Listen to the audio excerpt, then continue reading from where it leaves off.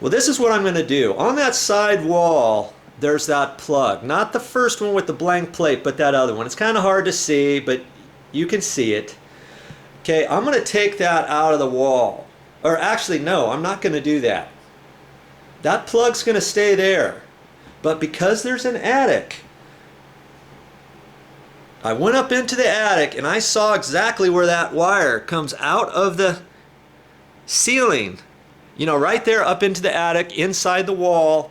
What I'm going to do is I'm going to patch into that wire up there. I've got to put 2 junction boxes up there, and then I got to take a new wire out of there, connect all the junction boxes up there, and then I got to fish it down the wall into a cut-in box behind that TV.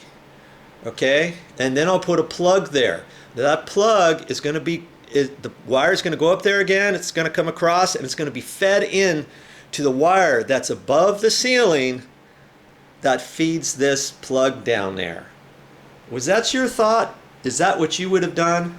Because see, I don't have to, now if that wire went inside this wall and daisy chained around across in a different way and it didn't go up into the attic up here, and I was having a hard time finding it, you know, the other option I could have done was take that plug out of the wall and then fish a wire from there all the way up the wall, across, down, behind the TV, and tie it in right there. Does that all make sense?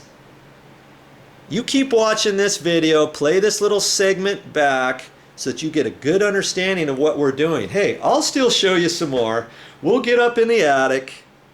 You got to find the attic location, and I found this one right there.